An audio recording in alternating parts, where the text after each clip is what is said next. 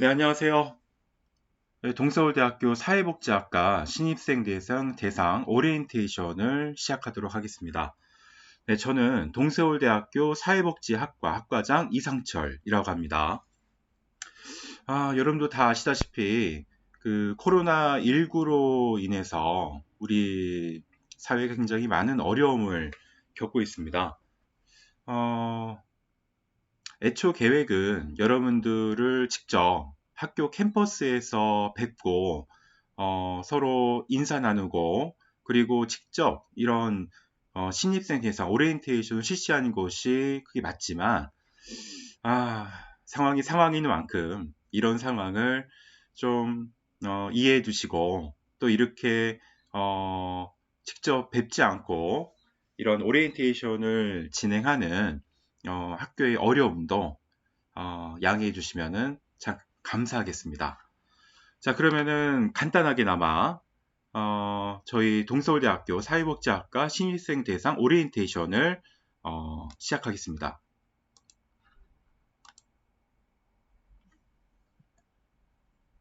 자, 우선 여러분들은 사회복지학과에 입학을 하셨습니다. 그 동서울대학교 사회복지학과는 여러분도 아시다시피 그 2년제의 전문학사 과정으로 운영이 되고요. 그리고 아시는 분은 뭐 많은 분들이 아시리라 생각합니다만 전문학사 과정을 졸업하신 이후에 학사학위 전공 심화 과정이라고 해서 3, 4학년 과정이 존재합니다. 우선 여러분들이 사회복지학과에 입학을 하셨기 때문에 그러면 과연 사회복지학이란 무엇이냐에 대해서 아마 궁금해하시는 분들이 많으시리라 생각을 합니다. 그래서 간단하게 사회복지학이란 무엇이냐라는 것을 이야기를 해보자면은 우선 사회복지학은 다 함께 행복을 추구하기 위해서 인간들의 상부상조를 통한 공동체적인 노력을 행하는 것을 사회복지학이라고 얘기합니다. 좀 어렵죠. 이것을 간단하게 이미지화를 시켜놓는다면은 이렇게 이야기를 할 수 있어요. 우리 사회에는 다양한 사회 문제들이 존재합니다. 사회복지학은 전통적으로 빈곤과 같은 이런 사회 문제를 해결하기 위해서 나온 사회과학의 한 분야예요. 이 사회과학은 인간을 대상으로 연구하는 학문 분야를 사회과학이라고 합니다. 자, 우리 사회에 존재하는 다양한 사회 문제들이 존재하기 때문에 우선 사회복지학에서는 어떠한 사회 문제가 존재하는가라는 그 사회 문제에 대한 정의부터 시작을 합니다. 흔히들 문제 보면은 답 나온다는 얘기가 있죠. 즉 문제를 우리가 이해를 하게 되면은 이 문제를 해결할 수 있는 해결 방법도 우리가 고안을 할 수가 있습니다. 그 사회복지학에서는 이 사회 문제를 해결하기 위해서는 사회적 자원이 필요하다라고 얘기합니다. 뭐 사회적 자원에는 가장 크게는 돈이라는 것도 있겠고요. 그 다음에 두 번째로는 인적 자원이라는 것도 있겠죠. 그 사회복지사가 대표적인 인적 자원에 해당이 됩니다. 또 그리고 사회적 자원에는 이 사회적 문제를 해결하기 위한 다양한 기관들이 존재합니다. 즉 조직이 존재해요. 즉 사회 문제를 해결하기 위해서 정부가 나설 수도 있고요.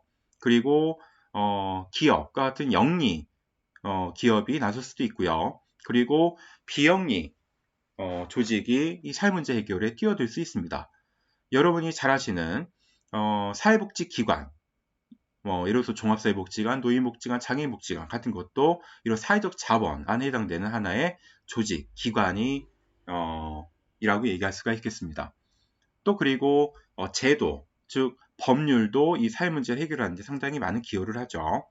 그래서 이런 사회 문제에 대해서 이런 다양한 사회적 자원을 활용해서 어떻게 이 문제를 해결할 수 있겠는가라는 것을 살펴보는 것이 사회복지학이라고 얘기할 수 있겠습니다. 자, 그렇다면은 사회복지학이라는 것은 그럼 알겠는데 그렇다면은 직업인으로서 사회복지 전문가, 즉 사회복지사가 할 수 있는 역할이란 무엇이냐라는 거에 대해서 이야기를 나눠보겠습니다. 자, 사회복지학을 공부하게 되면은 여러분들은 국가 자격증에 해당되는 사회복지사 2급 자격증을 받게 됩니다. 물론 사회복지사 2급 자격증을 받기 위해서는 해당되는 필수 또는 선택 과목을 들으셔야 되고요. 그리고 여러분들이 2학년 2학기 여름방학 정도에 사회복지기관에 직접 나가서 실습을 해보는 사회복지 현장 실습이라는 것을 하시게 됩니다. 이것을 충족을 하게 되면은 사회복지사 2급 자격증을 갖게 돼요. 자, 그러면은 사회복지사 2급 자격증을 가진 여러분들 같은 경우는 어디로 진출할 수 있겠는가? 라는 것이 아마도 여러분들에게는 가장 궁금한 점이 될 수 있으리라고 생각합니다. 그 사회복지학은 응용사회가로서 진출 분야는 우리 사회의 모든 분야에 진출할 수 있습니다. 즉 우리 사회는 크게 세 가지 영역으로 나눠요. 첫 번째는 정부 영역, 그 다음에 두 번째는 영리 영역, 세 번째는 비영리 영역입니다. 놀랍게도 사회복지학을 전공하시면 여러분들은 정부, 영리, 비영리 영역 모두에 진출할 수가 있습니다. 첫 번째 정부 영역으로는 대표적으로 사회복지 전담 공무원으로 진출하실 수가 있고요. 영리 영역으로는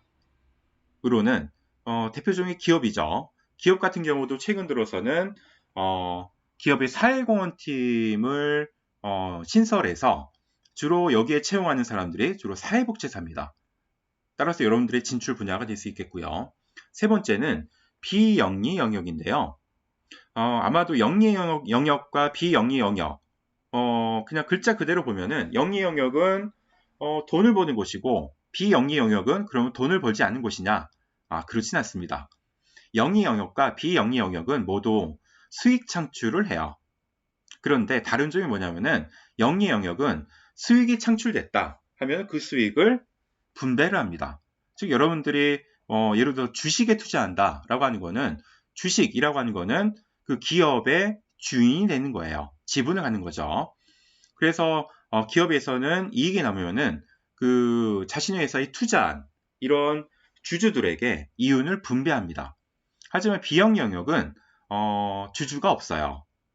그 비영리 영역은 거의 그 어떤 개념이냐면 돈을 벌긴 버는데 그 이윤이 창출되면 그것을 분배할 대상이 없기 때문에 그것을 그 해당되는 기관에 재투자를 하게 됩니다. 비영리 영역에서 대표적인 기관이 바로 사회복지기관입니다. 사회복지기관은 크게 두 가지로 나눠서 볼 수 있어요. 하나는 사회복지 생활시설이고 또 하나는 사회복지 이용시설입니다. 어떤 점에서 다르냐? 사회복지 생활시설은 말 그대로 그 사회복지 생활시설에서 클라이언트들이 그 생활을 하시는 것입니다. 따라서 24시간 그 기관 내에서 먹고 자고 활동하시고 하는 활동을 주로 하는 것이고요. 사회복지 이용시설은 주로 식사와 그리고 잠은 자택에서 해결하시고요. 그 낮 시간에 자신이 원하는 프로그램이 있다면은 이런 사회복지 이용시설을 방문해서 원하는 프로그램을 직접 활동에 참여하시는 이런 것이 주로 주된 업무입니다. 따라서 사회복지 생활시설은 시설 안에 계시는 클라이언트에 대한 케어가 주된 업무가 되겠고요. 사회복지 이용시설 같은 경우는 클라이언트들이 프로그램을 이용하시기 때문에 이 프로그램에 대한 기획, 그리고 운영, 평가 등을 주로 담당하는 것이 사회복지 이용시설이라고 보시면 되겠습니다. 그리고 비영리 영역의 두 번째로는 사회복지 관련한 협회가 굉장히 많습니다. 예를 들어서 한국사회복지사협회 또는 한국사회복지관협회 등등이 존재하고요. 여기에도 당연히 진출하실 수 있고요. 세 번째는 비영리 영역 중에 재단이 존재합니다. 아름다운 재단 또는 이랜드 복지재단 또는 중부재단과 같은 다양한 재단들이 존재하고요. 주로 이 사회를 변화시키기 위해서 어떠한 전략과 사업을 펼쳐야 될 것이냐 이것이 주된 업무입니다. 또 네 번째는 다양한 자선모금 단체가 존재합니다. 그리고 사회복지 공동모금회, 굿네이버스, 월드비전, 기아대책본부 또는 컨페션 이런 것들이 바로 자선모금 단체에 해당이 되고요. 그리고 다섯 번째로는 사회복지 관련 연구소 등등이 존재합니다. 즉 국책연구소의 한국보건사회연구원 또는 서울시 복지재단, 경기복지재단 등등 지방정부별로 이런 사회복지 관련된 연구와 사업을 수행하는 이러한 재단들을 두고 있습니다. 이곳으로 진출 가능하십니다. 전문학사를 졸업하신 이후에 나는 취업보다는 보다 공부를 하고 싶다라고 하시는 분 같은 경우는 저희 학과에 3, 4학년 과정에 해당되는 학사학위 전공 심화 과정이 개설되어 있고요. 그리고 일반 대학교, 즉 4년제 대학으로 편입도 가능합니다. 따라서 대학원 진학도 당연히 가능하시겠죠. 자, 이걸 보시면은 어느 학과에 비해서 사회복지학 또는 사회복지사 자격증을 가지고 갈 수 있는 영역이 이만큼 광범위한 이런 학과는 없습니다. 따라서 사회복지학과에 들어오신 여러분 축하드립니다. 자, 이제는 사회복지 학과 중에서 우리 학교에 있는 사회복지 학과에 대해 소개를 드릴게요. 우리 학과는 처음에 실버복지과라는 이름으로 출범을 했습니다. 하지만 2년 전부터 우리 과는 사회복지학과로 학과명을 개편을 했어요. 그 배경은 몇 가지가 있습니다. 첫 번째는 실버복지과라고 한다면은 노인복지과죠. 그러다 보니까 학생들 중에는 물론 노인복지 쪽으로 진출하시고자 하는 학생도 존재하지만 장애인 복지 또는 빈곤 또는 아동 이런 쪽으로 진출하고자 하는 학생들도 많아요.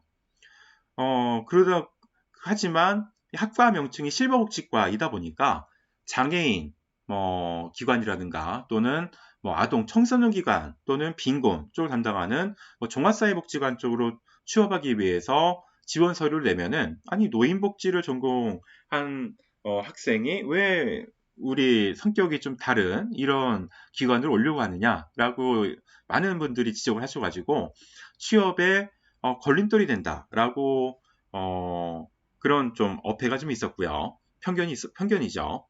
그리고 두 번째는 실버복지과 체제에서는 그 사회복지학 뿐만 아니고 노인운동 재활과 관련된 마사지, 테이핑, 요가 또는 응급처치 또는 레크레이션 이런 것들의 교과목들이 많은 비중을 차지했습니다.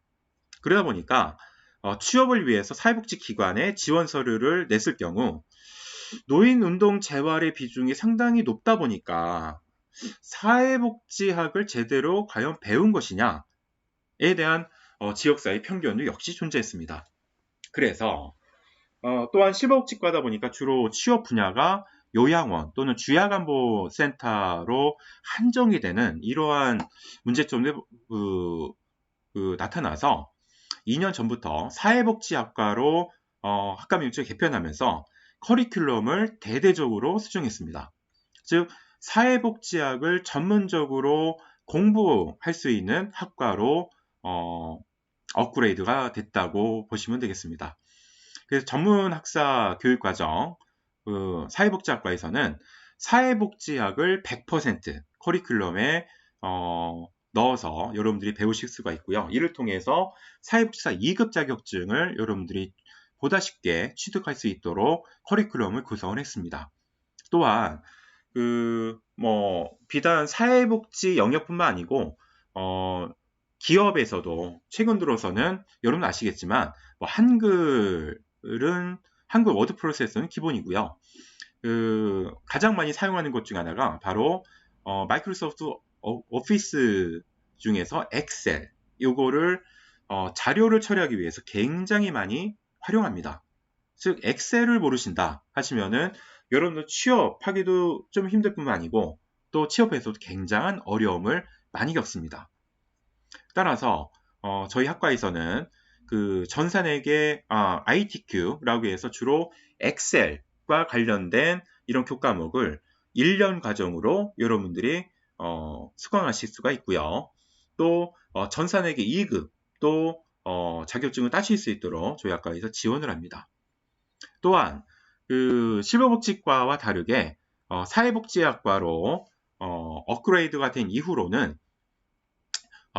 사례관리론, 가족복지론, 아동복지론, 사회복지 정보처리에 의해 사회복지 현장실습 세미나, 그리고 노인복지 시설 창업론 또는 미술심리 상담, 이 등등을 포함해서 사회복지 영역에서 여러분들이 다양한 관심사를 커버할 수 있는 이런 교과목으로 커리큘럼을 개편을 했습니다. 그리고 여러분들이 학사기 과정, 즉 3, 4학년 과정에 진학을 하시게 될 경우에는 아동보육 과정이라고 해서 보육교사 자격증을 취득하실 수 있고요. 그리고 사회복지기관 모금 홍보 마케팅 전문 과정을 수강하실 수 있고 또 사회조사 분석사 2급 자격증을 딸 수 있는 과정과 그리고 무엇보다도 사회복지사 1급 과정을 자격증을 취득할 수 있는 이런 과정으로 구성이 됩니다.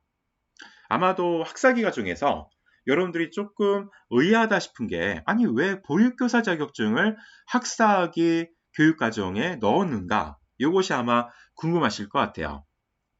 그 전문학사 과정하고 학사기 그 교육과정은 취업처가 그러니까 메인 취업처가 다르게 설계를 했습니다. 전문학사를 여러분이 취득하시면은 주로 취업하시는 곳이 주로 사회복지 생활시설 쪽으로 취업을 많이 하십니다. 즉 요양원 또는 주야간 보호센터 같은 곳이죠. 즉 클라이언트에 대한 케어를 중점적으로 다루는 업무를 수행하시게 됩니다. 하지만 사회복지 이용시설에 취업하기 위해서는 여러분들이 사회복지사 1급 자격증을 취득하셔야지 가능합니다. 사회복지사 1급 자격증은 사회복지사 2급 자격증은 과목을 이수하시고 사회복지 현장 실습을 과목을 이수하시면은 시험 없이 자격증이 발급이 되는데요. 그 사회복지사 1급 자격증은 시험을 보셔야 됩니다. 그래서 학사기 교육과정에서는 사회복지사 1급 자격증의 시험을 대비하기 위해서 여러분들이 4학년 과정으로 되시면은 아마 1급 자격증 시험을 준비하기 위한 다양한 커리큘럼이 준비가 되어 있을 겁니다. 이 사회복지 이용시설 같은 경우 종합사회복지관, 노인복지관, 장애인복지관이 대표 중인데요. 이런 사회복지 이용시설 같은 경우 부설로 많이 운영하고 있는 것이 바로 어린이집입니다. 따라서 여러분들이 보육교사 2급 자격증을 취득하시게 되면은 사회복지 이용시설에 취업하시는데 가산점이 주어집니다. 그래서 학사기 과정에 보육교사 자격증을 과정을 넣는 이유는 여러분들이 물론 원하신다면 어린이집으로 취업하실 수 있겠지만 보육교사 자격증의 활용도는 저희 학과에서는 사회복지 이용시설에 취업하기 위한 하나의 무기를 들려드리신다라고 생각하시면 되겠습니다. 또 두 번째, 사회복지기관 모금 홍보 마케팅 전문가 과정이라고 하는 건요. 올해부터 처음 시행이 되는 과정인데 국내 최초로 설계한 과정입니다.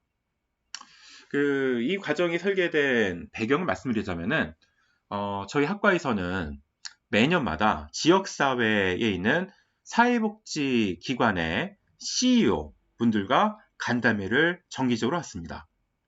즉 사회복지기관 관장님들을 모시고 저희 학과와 여러 가지를 논의하신다고 보시면 되겠는데요.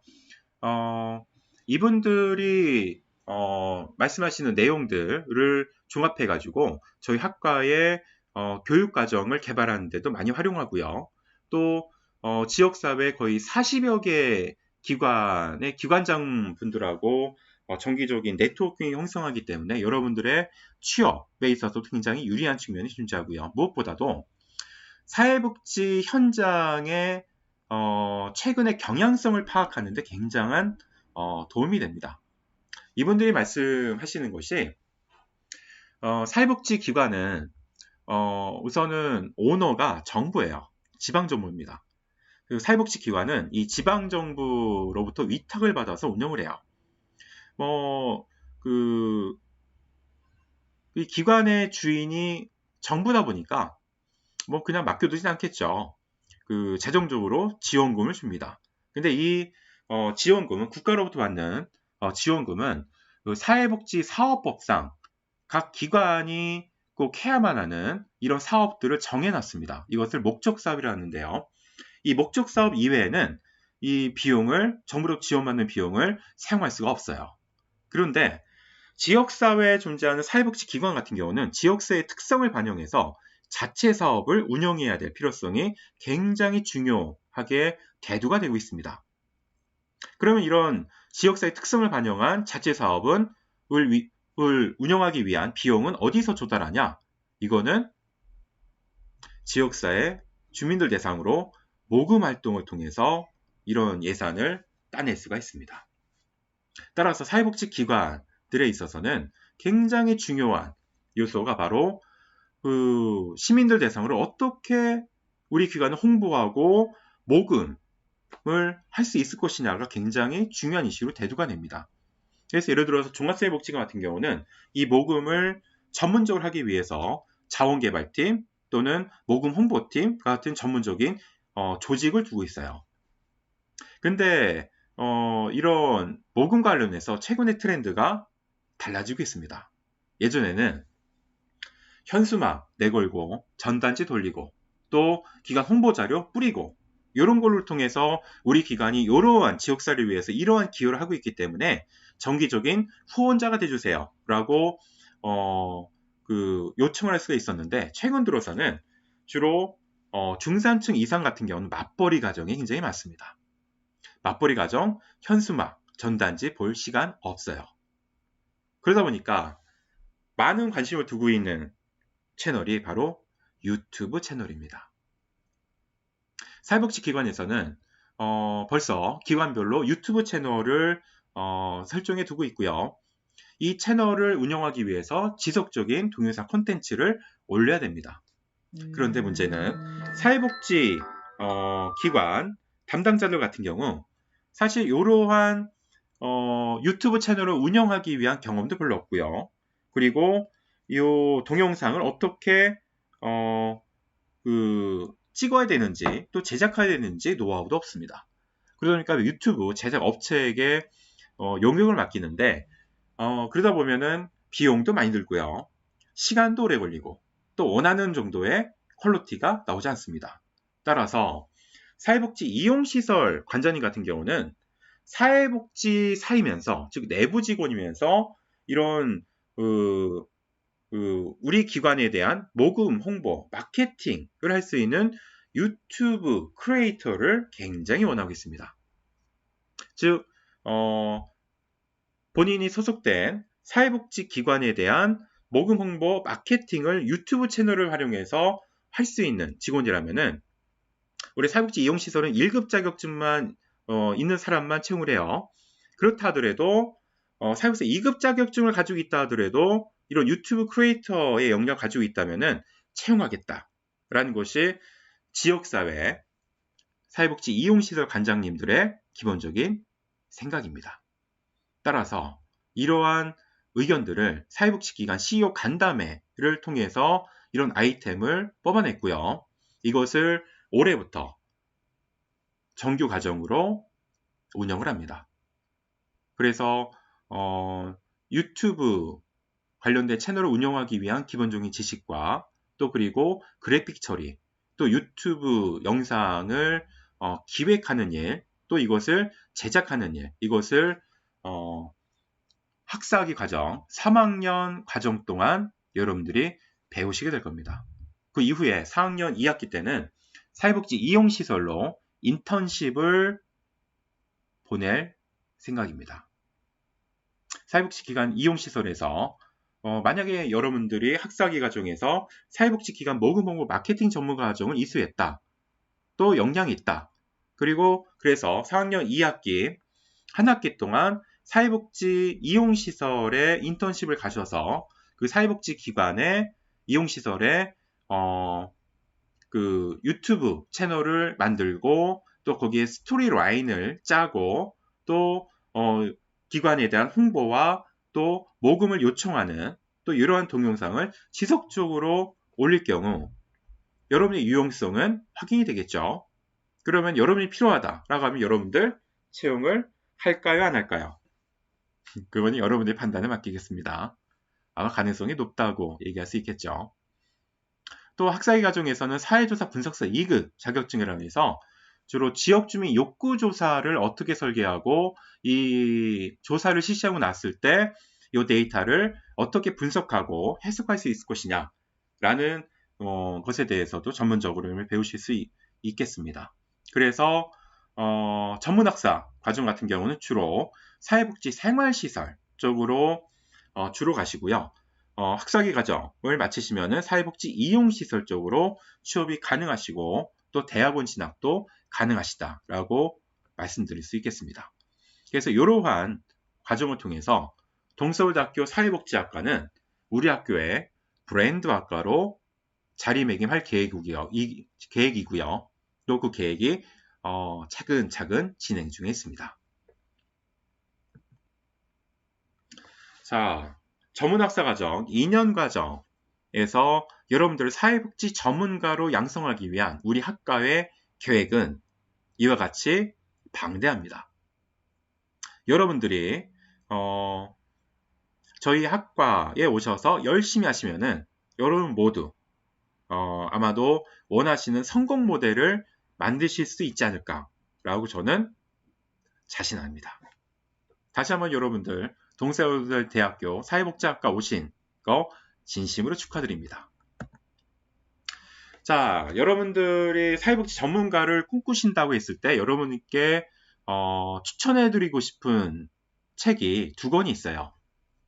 한 권은 워너비 사회복지사라고 하는 이 책인데요.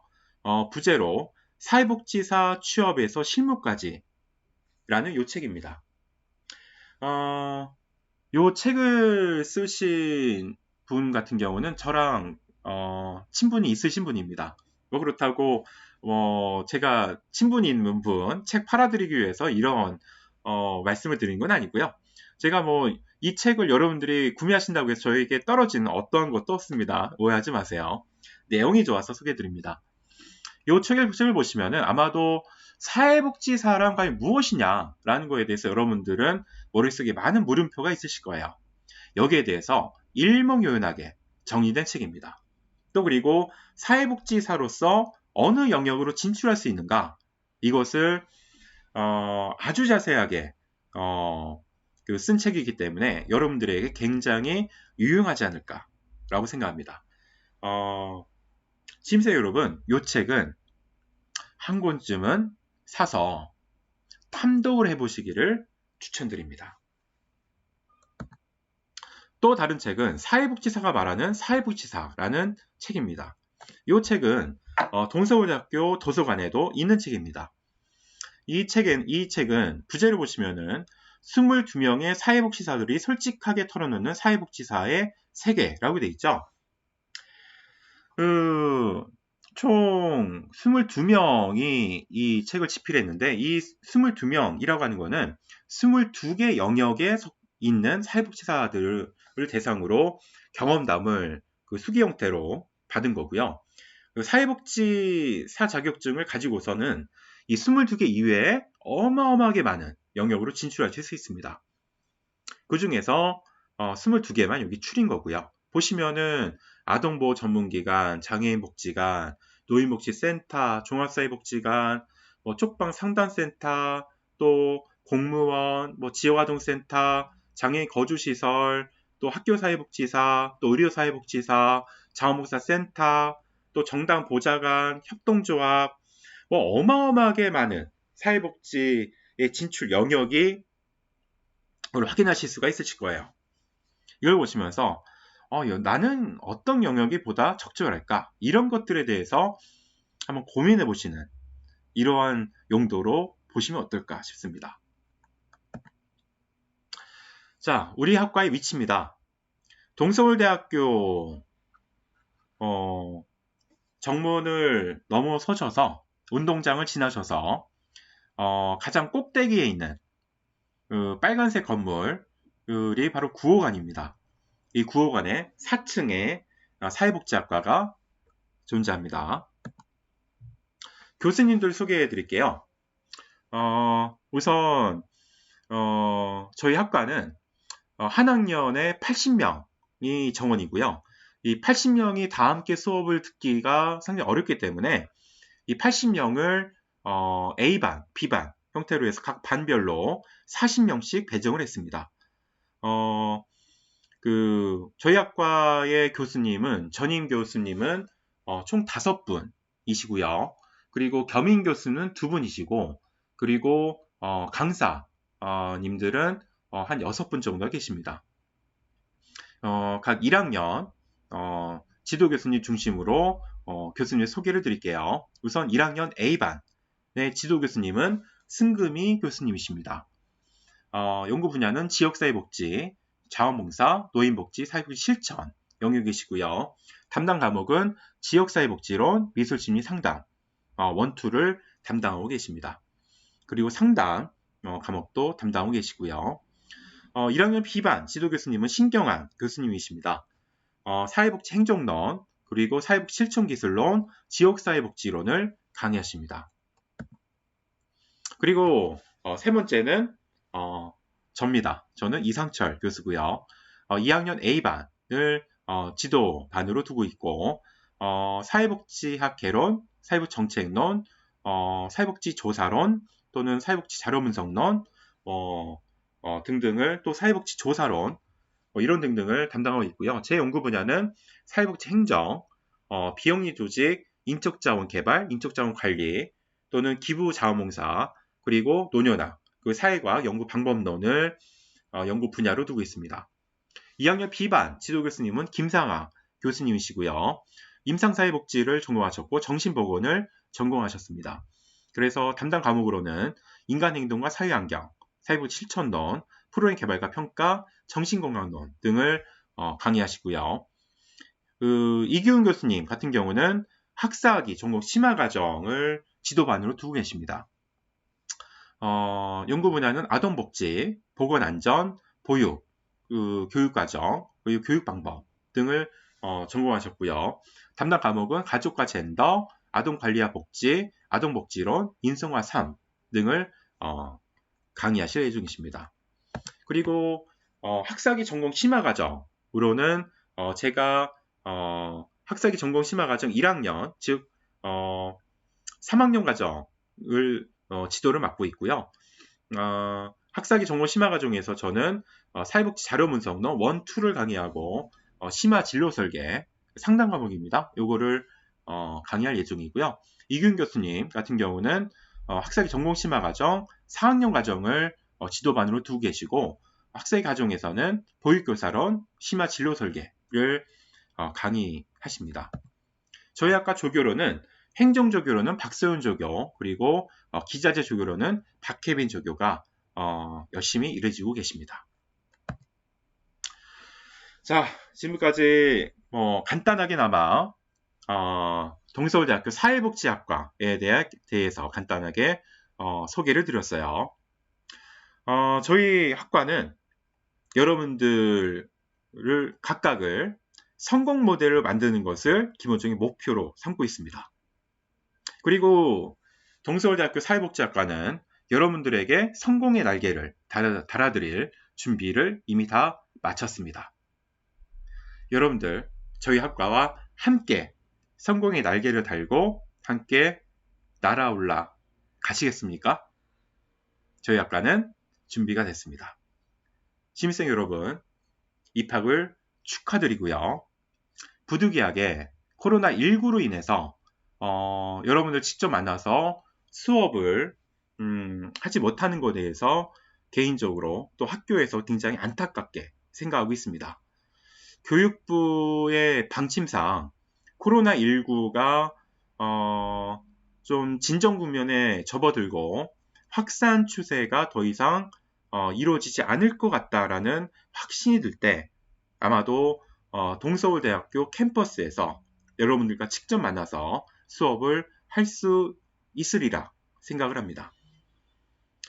우선은 3월 셋째 주 그리고 넷째 주 수업 같은 경우는 직접 여러분과 만나서 수업하기는 힘들 것 같고요.